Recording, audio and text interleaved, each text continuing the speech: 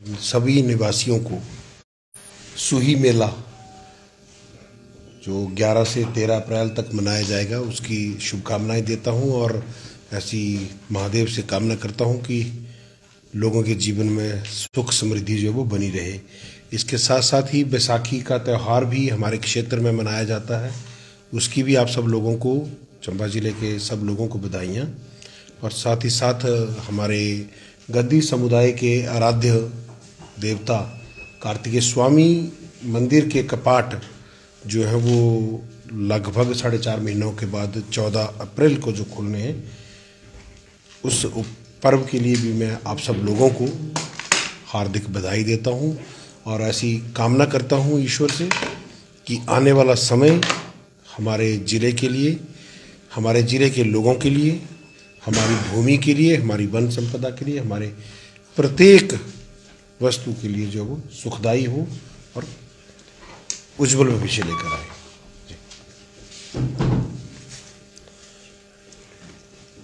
विधानसभा सत्र समाप्त हुआ है, क्या कुछ आप पूछते रहेंगे आगे विधानसभा क्षेत्र को लेकर? देखिए, विधानसभा सत्र के भीतर हमने अपने विधानसभा क्षेत्र से संबंधित और प्रदेश से संबंधित जो सवाल लगाए, उन सवालों के जवाब हमें मिले हैं और उन जवाबों के बाद अब विभागों से उन विषयों पर उचित कार्रवाई के लिए अब हम आगे जो है वो कम्युनिकेट करेंगे। परंतु हमारे लिए ये एक नया अनुभव था और एक विधायक होने के नाते जो हमारे विधानसभा क्षेत्र के लोगों ने चुनकर हमें वहाँ भेजा, तो उनकी समस्याओं को उठाना ये हमारा दायित्व बनता है।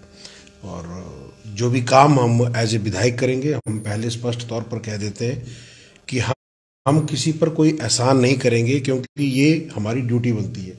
और जो लोग इस तरह से कहते हैं कि हमने विकास किया, हमने ये करा दिया, तो उन सब लोगों को ये सोचना समझना होगा कि अपने घर के पैसों से किसी ने कुछ नहीं किया है, और अगर उन्होंने प्रदेश के लिए या चंबा जिले के लिए या भरमौर के लिए कहीं विकास में कुछ योगदान दिया है, तो वो उनका फर्ज बनता था।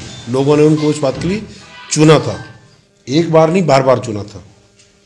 बाकी विधानसभा सत्र के दौरान जब हम सत्र में बिजी रहे, तो पीछे से कुछ सूचनाएं मुझे मेरे विधानसभा क्षेत्र को लेकर बहुत सारे लोगों ने हमारे साथ साझा की, तो आप लोगों के समक्ष भी मैं साझा करना चाहता हूं। कुछ गिरोह हमारे भरमौर विधानसभा क्षेत्र में सक्रिय हो गए हैं। एक तबादला गिरोह जो लोगों की बदलियां कराने में व्यस्त है, एक भ्रष्टाचार गिरोह। तबादला गिरोह की तो शरारतें इतनी ज़्यादा बढ़ गई थी कि इन लोगों ने बिना वेरीफाई किए किसी की भी बदली करवाने के लिए, वो चाहे हमारे परिवार के सदस्य हैं, चाहे वो भरमौर विधानसभा क्षेत्र में, चाहे पांगी में काम करने वाले लोग हैं, जो लोग पांगी घाटी में, भरमौर में जनता को सेवा दे रहे हैं, उनको केवल राजनीतिक प्रतिशोध लेने के लिए बदली करना, ये कहाँ तक तर्कसंगत है? अगर सही मायने में आप लोग भरमौर पांगी विधानसभा क्षेत्र का विकास चाहते हैं, तो आपको उन समस्याओं के समाधान के लिए लड़ना है, ना कि लोगों को डराने धमकाने के लिए करना है। लोगों को डराया धमकाया जा रहा है। और एक चीज़ मैं बोलना चाहूँगा, जैसे सबको जानकारी है कि प्रदेश सरकार ईज़ ऑफ डूइंग बिजनेस के लिए आगे कदम बढ़ा रही है कि यहाँ पर इन्वेस्टर आएँ ताकि प्रदेश की आर्थिकी जो है वो इम्प्रूव हो। परंतु इसी का विरोधाभास हमारे विधानसभा क्षेत्र में देखने को मिल रहा है।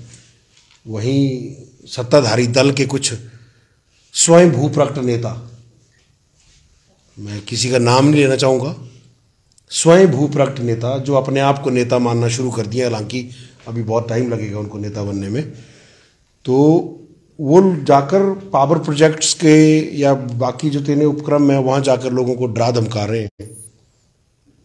वहाँ पर तानाशाही जैसा माहौल बना दिया है और इतना लोगों को डरा दिया गया है कि लोग जो है वो भरमौर में जिन जो भी काम कर रहे हैं उनको वो काम को छोड़कर भागने वाले हैं। तो मैं तो ये मांग करता हूँ सरकार से भी और प्रशासन से भी, ऐसे शरारती तत्वों पर लगाम लगाई जाए। पुलिस से भी ऐसे लोगों पर कार्रवाई की मांग करता हूँ कि जो लोग वहाँ पर काम करने वाले लोगों को डरा धमका रहे हैं, उनके खिलाफ सख्त से सख्त कार्रवाई की जाए। और जो लोग इस तरह की बातें कर रहे हैं, एक तरफ तो सरकार बोलती है कि इन्वेस्टर को लाओ, और जिन लोगों ने इन्वेस्टमेंट भरमौर में किया हुआ है उनको इतना ज़्यादा प्रताड़ित किया जा रहा है।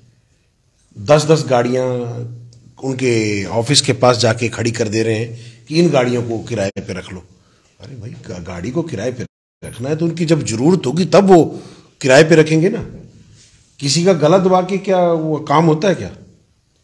तो जिस तरीके से वो लोग कर रहे हैं, उस तरीके से इन्वेस्टर जो हैं वो हतोत्साहित हो रहे हैं और वो भरमौर विधानसभा क्षेत्र को छोड़कर बाहर जाने का मन बना रहे हैं। तो ये मैं समझता हूँ निंदनीय है, और इस विषय पर हम सरकार से भी और भरमौर प्रशासन से भी और पुलिस को भी हम कार्रवाई करने के लिए जरूर कहेंगे, ताकि इस तरीके की चीज़ ना हो। हमारे भरमौर विधानसभा क्षेत्र के लोग जो हैं वो शांतिप्रिय लोग हैं, भोले भाले लोग हैं, और कुछ चंद लोगों ने अपने राजनीतिक लाभ के लिए जो पूरे विधानसभा क्षेत्र में जो है वो माहौल खराब कर लिया है। हम तो कहना चाहते हैं उन लोगों को कि अगर आपको लड़ना है तो हमारे साथ मिलकर भरमौर की समस्याओं के लिए लड़ो। हमसे लड़ने से क्या होगा? कुछ समय पहले लड़े तो थे, उसका तो मिल गया ना परिणाम क्या हुआ। इसलिए लड़ना है तो मिलजुल कर भरमौर की समस्याओं के लिए लड़ें।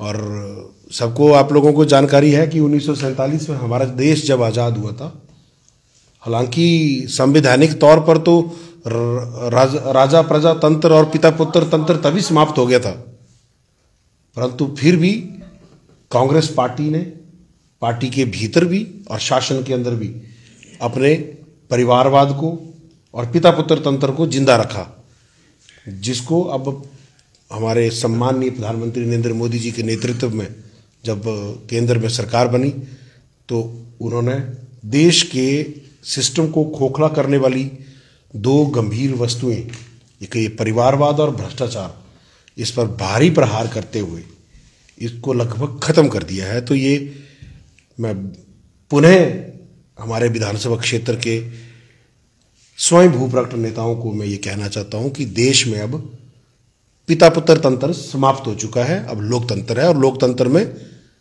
जिसको जनता चुनती है वो जनता का प्रतिनिधि होता है। अपने आप में कहीं भी समाधि लगा के बैठ जाना कि भाई मैं नेता हूं और हम नेता है, तो वो बेवकूफ़ी है। लोग मजाक उड़ाते हैं उन बातों का। सर, अब जैसे मणिमहेश यात्रा आ रही है इसी साल सर, तो श्रद्धालुओं के लिए सर नई सुविधाओं के लिए आपने कुछ प्रोग्राम रखा हो? देखिए, हमने पहले भी कहा है और अभी भी कहते हैं कि मणिमहेश यात्रा पहली बार नहीं हो रही है, और ऐसा भी नहीं है कि अब कई सालों के बाद होगी। तो मणिमहेश यात्रा जब प्रतिवर्ष होनी है, और सबको जानकारी है कि मणिमहेश यात्रा चंबा जिले की इकोनॉमी के लिए और हमारी सांस्कृतिक इम्पोर्टेंस के हिसाब से मणिमहेश यात्रा की क्या वैल्यू है। तो मेरा तो ये मानना है, और हमने प्रशासन से भी, जिला प्रशासन से भी, भरमौर प्रशासन को भी ये कहा है कि मणिमहेश मेले के लिए जो भी इंतजाम किए जाते हैं, चाहे वो टॉयलेट की व्यवस्था हो, चाहे वो पार्किंग की व्यवस्था हो, चाहे पीने की पानी की सुविधा हो, चाहे लोगों के लिए शेल्टर, जो बरसात के समय में शरण स्थली बनाने की व्यवस्था हो, तो इन चीज़ों को अस्थायी ना रूप देकर स्थायी परमानेंट स्ट्रक्चर बनाए जाएं, क्योंकि ये तो प्रतिवर्ष होनी है। क्यों हम बार बार अस्थायी निर्माण कर जनता का पैसा जो है वो यूं ही खर्च कर रहे हैं। तो क्यों ना इस कार्य के लिए, मणिमहेश यात्रा के लिए जो भी प्रबंध किए जाने हैं वो स्थायी हों और टिकाऊ हों। इस दिशा में हम कदम बढ़ाएंगे। डॉक्टर साहब, पिछले दिनों प्रदेश कांग्रेस कमेटी के सचिव ने यहाँ पे एक प्रेस वार्ता की थी, तो उन्होंने गंभीर आरोप लगाए थे कि जो वहाँ के विधायक है डॉक्टर जनकराज, उनको अपना ज्ञान अपडेट करना चाहिए कि हम राजनीति से अमीर नहीं हुए हैं, हमारी फैमिली जो है वो सभी काम करते हैं और बिजनेसमैन है, और हम 2001 से समथिंग से उन्होंने बताया था कि वो है, और वो गंभीर आरोप जैसे आप लगा रहे हैं उनके ऊपर वो गलत है। कौन, मैंने लगाया आरोप कि उन्होंने लगाए? आपने भाई कौन कमेटी के सचिव? जैसे परिवारवाद अमित वर्मा जी। अच्छा, मैं कहता हूँ सचिव भी बहुत सारे ना कांग्रेस में, कौन से उसमें आपके ऊपर अमित वर्मा जी लगाएंगे ना कि कैसी का ना। अच्छा, जो अभी परिवारवाद के प्रहार करते हैं ना, उनको बोलना बड़ों की लड़ाई में बच्चों का रोल नहीं होता। अभी बच्चे हैं, अभी शांत रहिए, अभी उस लेवल पे आ जाइए कि जब हम पे टिप्पणी करने के काबिल बनिए, फिर बात करेंगे उस बारे में। डॉक्टर साहब, इस बार आपने विधानसभा में पहला सत्र था आपका, इसमें अनुभव तो आपने देखा कैसा रहा, और विशेष पांगी और भरमौर के लिए किन चीज़ों की आपने वो रखा? देखिए, जो हमारी व्यवस्था है सबसे महत्वपूर्ण तो वो है कि व्यवस्था में सुधार हो, खाली पदों को भरा जाए और बिजली, सड़क, मोबाइल नेटवर्क, स्वास्थ्य, ऐसी जितनी भी सरकारी सेवाएं हैं उनको बेहतर किया जाए। इसलिए हमने सरकार के समक्ष भी इन विषयों को उठाया है। डॉक्टर साहब, जैसे ये जो आपका नॉन ट्राइबल एरिया है, यहाँ ऑलमोस्ट सभी डिपार्टमेंट्स जो चाहे सब डिवीजन ऑफिस है या डिवीजन या ब्लॉक है या उप तहसील है, वहाँ काफ़ी समय से जो है वो अधिकारियों के तबादले तो हो गया, लेकिन वहाँ नियुक्तियाँ नहीं हो पाई हैं और लोग काफ़ी परेशान हैं। ये महीना 1.5 महीने से पिछले 1.5 महीने काम चला है और काफ़ी लोगों को ये है कि जैसे हम दूर दूर से आते हैं तो, लेकिन अधिकारी न होने की वजह से उन्हें वापस लौटना पड़ रहा है। ये हमारे ध्यान में है और हमने सरकार से भी ये कहा है कि इन पदों को तुरंत से तुरंत भरें। तो आपकी जानकारी के लिए हम बता दें कि हमारे महला ब्लॉक में बीडीओ की नियुक्ति हो गई है और जल्दी ही धरवाला ब्लॉक में नायब तहसीलदार की भी नियुक्ति कर दी जाएगी। एसडीओ इलेक्ट्रिसिटी भी हमारे पास अभी ज्वाइन कर गए हैं और पांगी में भी एसडीएम की नियुक्ति कल हो गई है। तो हमने तो सरकार को ये कहा है कि खाली पदों को सबसे पहले प्राथमिकता पे भरा जाए और उसके बाद बाकी समस्याओं की काम होगा, क्योंकि जब तक अधिकारी ही नहीं होंगे तो लोगों की समस्याओं का समाधान कौन करेगा। आपको अमित भरमौरी ने एक सलाह दी है कि आप या डॉक्टरी कर ले या विधायकी कर ले, उस पर आपका क्या फैसला है? देखिए, हमारा काम तो है, पहली बात तो वो सलाह नहीं दे सकते हमें, क्योंकि रिश्ते में भी वो हमसे हमारे बच्चों की तरह हैं और राजनीति में भी वो हमारे बच्चे ही हैं। अभी उनको विधायक बनने में टाइम लगेगा। तो केवल इतना ही कहूँगा कि मैं तो जन सेवा करना चाहता हूँ और आप प्रेस वाले गाहे बगाहे आप लोगों ने कितनी बार अपना या अपने किसी परिवार के सदस्य का, अगर आप हमसे कोई चिकित्सीय परामर्श चाहते हैं तो क्या मैं मना कर दूं लोगों को? अब जब मैं कहीं भी जाता हूं, जब लोग पहचान लेते हैं, लोग अपनी रिपोर्टें लेके पहुंच जाते हैं, तो मैं उनको क्या बोलूं कि नहीं मैं अब विधायक हूं, मैंने नहीं देखना तुम्हें? तो ये तो ईश्वर ने मुझे, अगर मेरे पास कोई काबिलियत है तो उसका मैं अगर लोगों के लिए सदुपयोग कर रहा हूं, हाँ मैं लोगों से उसके लिए बदले में पैसे मांग रहा हूं या मैं तुष्टिकरण कर रहा हूं कि केवल अपने विधानसभा क्षेत्र के लोगों को देख रहा हूं, बाकियों की मदद नहीं कर रहा, तो आप मुझे कहें कि मैं राजनीति से प्रेरित काम कर रहा हूं। मुझे तो पठानकोट का बस स्टैंड पे भी व्यक्ति मिलेगा, मैं उसकी भी मदद करूंगा, क्योंकि ईश्वर ने मुझे ये चीज़ दी है। तो मैं अपने स्किल को यूं जाया नहीं जाने दूंगा। और दूसरी बात, मेरा मकसद केवल एक है, लोगों के सेवा करना, वो चाहे मैं डॉक्टर के रूप में भी कर रहा हूँ, विधायक के रूप में भी कर रहा हूँ, ना कि मेरा मकसद भ्रष्टाचार करना है और प्रताड़ित करना है, लोगों को डराना धमकाना है। एक भी व्यक्ति हमारे विधानसभा क्षेत्र में ऐसा बोल जाए कि हमने किसी को डराया, हमने किसी को धमकाया, और वो क्या कर रहे हैं वो पूरा इलाका जानता है। सर, आपने परमिशन अप्लाई की थी सरकार से, लेकिन अभी तक वो स्थिति स्पष्ट नहीं। परमिशन मिल जाएगी जी, वो सरकार इस विषय पर और गंभीर है और सरकार ने हमें ये आश्वासन दिया है कि बहुत जल्द सरकार हमें इस विषय पर परमिशन आपने देगी। बजट सत्र में आगामी जो 23-24 का जो ये करंट ये चला है, उसके लिए विकास का जो कोई योजना, कोई प्रमोट के लिए कोई बड़ी योजना के लिए प्रपोजल? देखिए, हमने तो अभी हमारी प्राथमिकता जो है वो अपने भरमौर विधानसभा क्षेत्र को जिले से या प्रदेश के बाकी हिस्से से जोड़ने के लिए अतिरिक्त मार्ग की व्यवस्था की जाए, इसलिए हमने प्राथमिकता पे जोर दिया है। और हमें खुशी भी है कि पूर्व में हमारी सरकार के द्वारा होली उतराला मार्ग के लिए जो बजट सैंक्शन किया था उसका कार्य शुरू हुआ है। और ऐसी मैं उम्मीद करता हूं कि माननीय मुख्यमंत्री हिमाचल प्रदेश ठाकुर सुखविंदर सिंह सुक्खू भी इस विषय को जो है वो गंभीरता से ले रहे हैं और किसी भी तरह की कोई कमी इस होली उतराला मार्ग को बनने में नहीं आने देंगे। और आशा करते हैं कि हम अपने इस टेन्योर में इस मार्ग को लोगों की सेवा के लिए प्रदान करेंगे। सर, आज आपसे पांगी का प्रतिनिधि मंडल भी मिला है, उन्होंने अपनी समस्याओं की सबसे बड़ी पांगी टनल की है, उसके विषय में? देखिए, हमारा तो ये विशेष तौर पर मानना रहा है, और ये राजनीति की बात नहीं है। राजनीति से पहले भी हम आने से पहले भी हम यही कहते रहे हैं कि चंबा जिला आज जिस हालात में है, चाहे वो पांगी है, चाहे वो चंबा टाउन है, चाहे भरमौर है, कुछ भी है, हमारी समस्याओं का सबसे बड़ा कारण क्या है कि हमारी शेष प्रदेश से दूरी बहुत अधिक है, और इस दूरी को कम किया जाना आवश्यक है। तभी चंबा का सुधार होगा, तभी चंबा में जो सेवाएं हर विभाग की वो सुदृढ़ होंगी। और दूरी को कम करने के लिए सुरंगों के सिवाय और कोई रास्ता नहीं है। तो बहुत जल्द हम भारत सरकार के मंत्रियों से भी इस विषय में अपनी समस्याओं को लेकर जाएंगे, और हम चाहेंगे कि हमारे जिले में सुरंगों के निर्माण को प्राथमिकता दी जाए, वैज्ञानिक तरीके से, जहां पर संभव हो, जहां पर प्रकृति के साथ कम छेड़खानी करते हुए कम से कम पैसे में अधिक से अधिक लोगों को हम लाभ दे पाए, इस दिशा में काम करें। सर, सदर विधायक ने भी आपसे आग्रह किया है 5 विधानसभा क्षेत्र का राजनीति से पीछे हट के हम चंबा के विकास में कार्य करें। वो कहते हैं कि माननीय गडकरी जी से मिलकर इन चरणों का वो करेंगे। तो देखिए, हम तो शुरू से इस बात का कहते रहे हैं। आप हमारे पहले के भी राजनीतिक वक्तव्यों को देखें और करें तो आपको एक चीज़ हमेशा देखने को सुनने को मिलेगी। हम शुरू से ये बात कहते रहे हैं कि चंबा जिले के लोगों को एकजुट होना होगा, क्योंकि समस्याएं ये मेरी नहीं है, समस्याएं भारतीय जनता पार्टी की नहीं है, समस्याएं जनकराज की नहीं है, समस्याएं भरमौर विधानसभा की नहीं है। पूरा का पूरा हमारा चंबा जिला और उस जिले में रहने वाले सब लोग किसी भी राजनीतिक विचारधारा के हों, किसी भी पृष्ठभूमि के हों, वो सब लोग इन समस्याओं के साथ दिन प्रतिदिन जूझ रहे हैं। तो इन समस्याओं के लिए हमें चंबा जिले के चुने हुए प्रतिनिधि, पांचों के पांचों चुने हुए प्रतिनिधियों के साथ साथ चंबा जिले की जनता को भी एकजुट होना होगा, तभी हम चंबा की जो बेहतरी के लिए हम काम कर सकते हैं।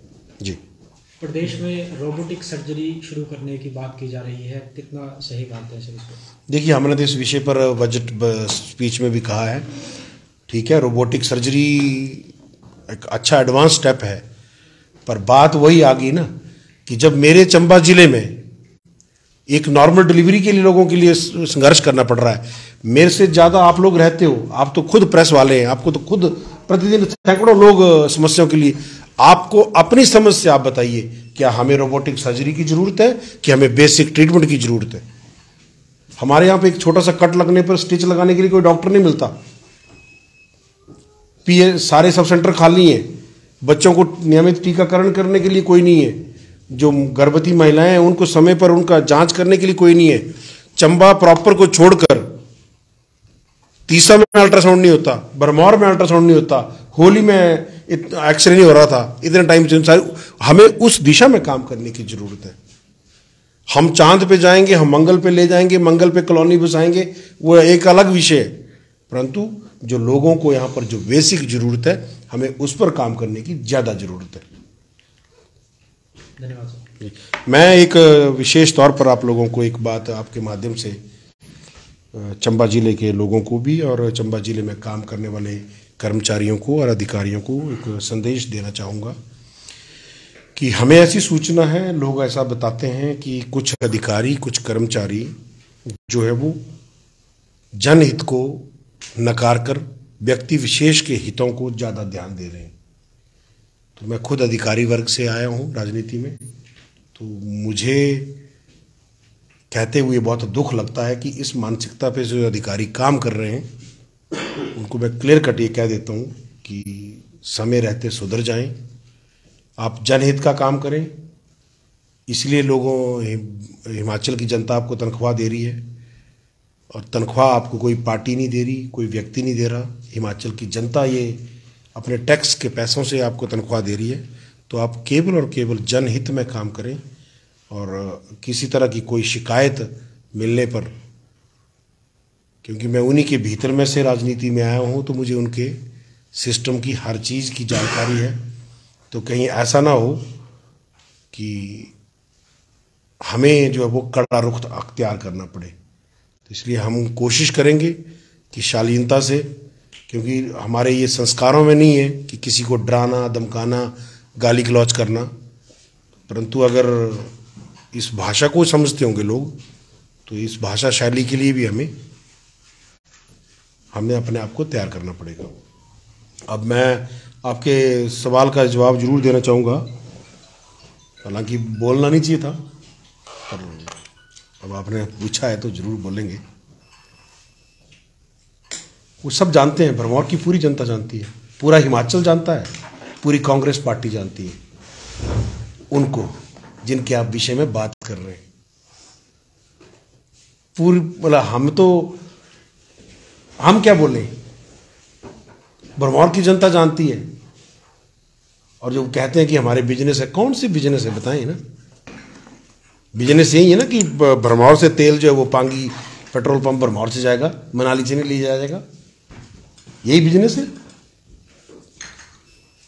अभी तो शुरुआत है, तो हम तो केवल ये कहते हैं कि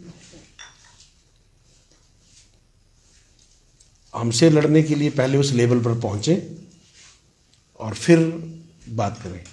क्योंकि मैं विधायक केवल भारतीय जनता पार्टी के लोगों का नहीं हूँ, भरमौर की जनता का विधायक हूँ, और इस नाते मैं आप लोगों का भी विधायक हूँ, चाहे वो कांग्रेस के नेता हैं, चाहे कांग्रेस के नेताओं के परिवार के लोग हैं, उन्हीं का भी विधायक मैं ही हूँ। तो किसी गलतफहमी का शिकार ना रहें, क्योंकि क्या किया है क्या नहीं किया है ये भरमौर की जनता जानती है, और आज भी आप क्या कर रहे हैं ये भी भरमौर की जनता जानती है।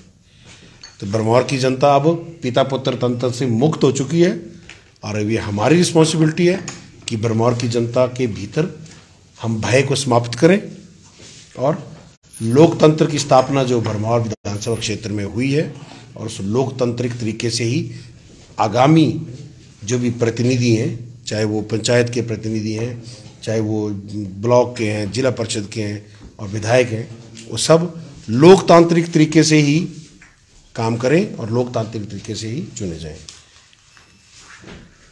धन्यवाद।